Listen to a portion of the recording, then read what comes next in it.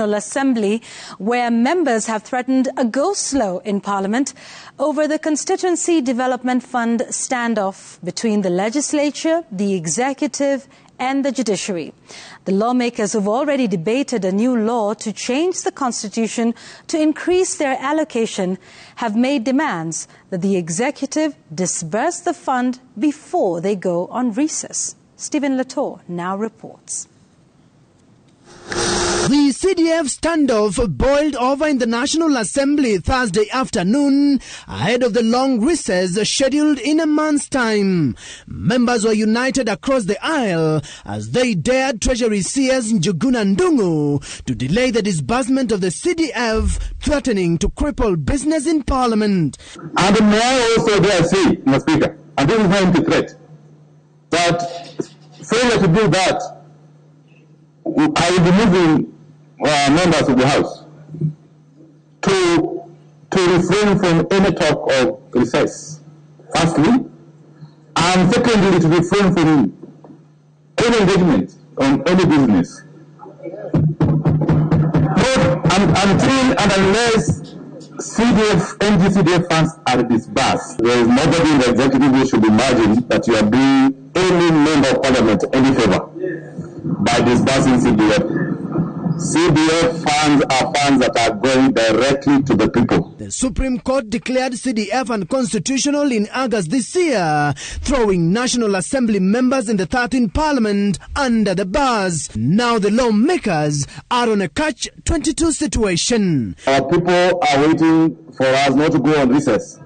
They are waiting for us to go home to process their bursaries for term 1 school fees in January. If this House adjourns for recess without a clear indication as to when disbursements of NGCDF will be made, we stand the risk of staying all the way up to the last quarter of this financial year without any single amount of money being disbursed.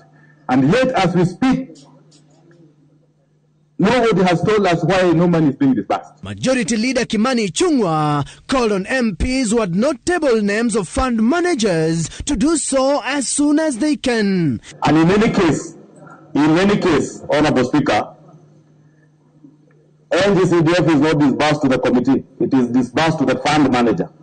The fund manager is an employee of the board, which is an extension of the National Treasury.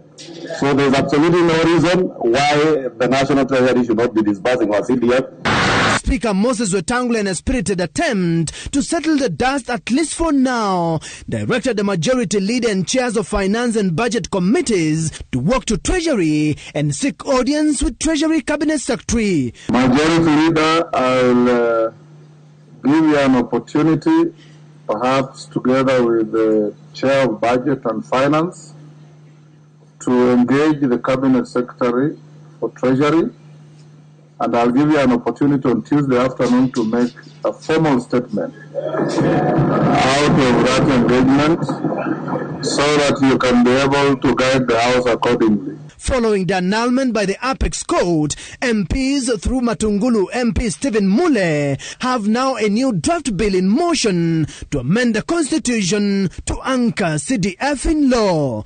MPs want a modern look CDF that has an increased allocation of 5% from the previous 2.5%. The current national government share is 1.76 trillion shillings, and MPs in their proposal want 88 billion shillings of the money. In the CDF share formula that factors funding of the CDF board, the 290 constituencies will end up sharing about 66 billion shillings, which each constituency will have at least 227.5 million shillings minimum. To forge a united front, the new proposed changes introduce the Senate Oversight Fund, that is 0.001% of county shareable revenue. The money will be allocated from the national government kitty. If the Senate Oversight Fund is actualized, each senator will have 3.7 million shillings every year to oversight their respective counties. Time already running out for this financial year, MPs have now vowed to push for the constitutional amendments to ensure that the CDF is anchored in law and ensure that the allocation is increased upwards. Stephen Latour, Citizen TV, Parliament Buildings, Nairobi.